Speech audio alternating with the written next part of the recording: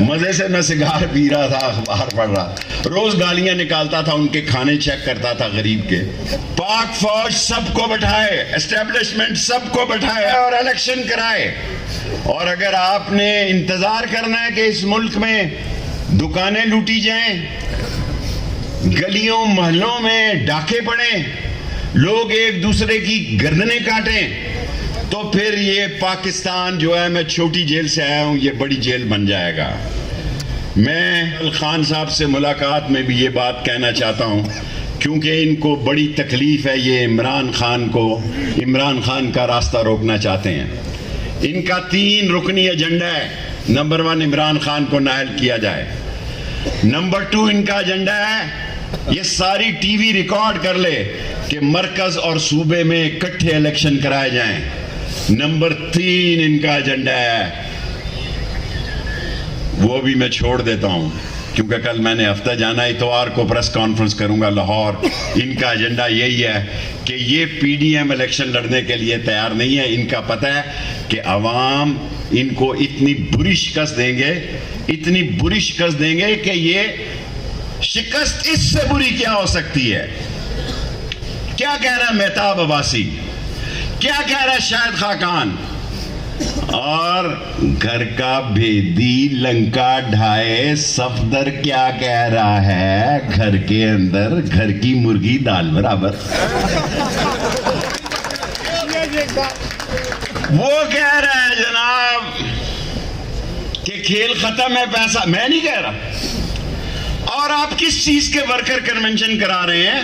Election کروائیں، جلسوں سے خطاب کریں، شادی گھروں میں آپ ورکر کنونشن کر رہے ہیں۔ اور میں آپ کو یقین سے کہتا ہوں، یہ جو لوگ ان کے ورکر کنونشن میں ایک دوسرے کی برادری اور ایک دوسرے کے چہرے کی وجہ سے جا رہے ہیں، یہ بھی اندر سے عمران خان کے ساتھ ہیں۔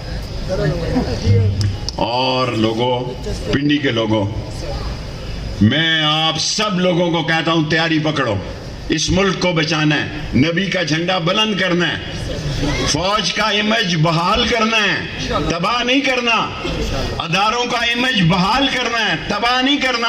اور اس ملک میں ہر قیمت پر الیکشن کرانے ہیں، چاہے ہمیں جیلوں کے یہ دروازے نہیں، چاہے ہمیں جیلوں میں شدت کے ساتھ، جیلوں میں کچھ نہیں کہتی جیل، ان تھانوں سے 1000 درجے اچھی ہے۔ میرا تو وہاں اچھا بھلا دل لگا ہوا تھا، راشد شفیق روز ہی کہہ رہا تھا آ جاؤ انکل، میں کہہ رہا تھا دفع کرو، کیا کرانی ہے تمہیں۔ مزے سے میں سگار پی رہا تھا، اخبار پڑھ رہا، روز گالیاں نکالتا تھا، ان کے کھانے چیک کرتا تھا غریب کے۔ 7000 قیدی ہیں، صبح جا کے دیکھتا تھا ناشتہ ٹھیک ہے کہ نہیں ہے، وہ بھی تو ایک نیکی ہے۔ تیار ہو جاؤ راولپنڈی کے لوگوں، ہم نے سرفروش تنظیم بنائی تھی پاکستان بچانے کے لیے، جس میں راولپنڈی کے 7000 لوگ تھے۔ آج میں اعلان کرتا ہوں کہ اب 7000 کی بجائے 10,000 سرفروش اپنے آپ کو لال حویلی میں رجسٹر کرائیں۔ اسلام کے لیے، پاکستان کے لیے، غریب عوام کے لیے، افواج کے لیے، الیکشن کرانے کے لیے، عمران خان کی سپورٹ کے لیے لڑیں گے، مریں گے۔ جو اس کے لیے تیار ہے وہ ہاتھ اٹھائے۔ نعرہ تکبیر۔ مشن کہتا ہے جی گورنر الیکشن کرائے گا، جو خود رات کے اندھیرے میں آئے۔ میں جو آخری بات کہتا ہوں، میرے 20 منٹ پورے ہو گئے ہیں۔ ہر جمعے کو آپ 3 بجے یہاں آئیں، ہر جمعے کو ہم قوم سے خطاب کریں گے۔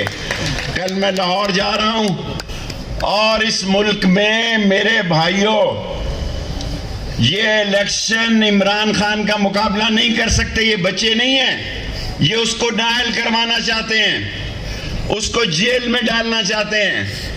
لیکن قوم یہ عہد کرے کہ ہم نے اس پاکستان کو بچانا ہے۔ لوگ میرا مذاق اڑاتے تھے، میں نے آ کے باہر یہ کسی کو نہیں کہا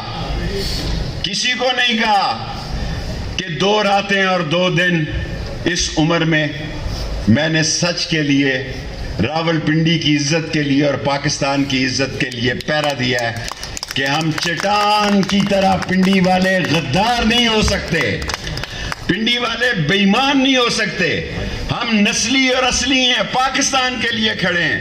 یہ فوج بھی ہماری ہے، حالانکہ ہی مجھے تانا دیتے ہیں کہ آپ فوج کے بارے میں نے کہا نہیں، جلد یا بدیر اس فوج کو انشاءاللہ یہ سمجھ آئے گی کہ اس ملک کو بچانے کے لیے 60-70 دنوں سے زیادہ دن نہیں ہیں، ورنہ ملک معاشی طور پر تباہ ہوگا۔ یہ سب کو بٹھائیں،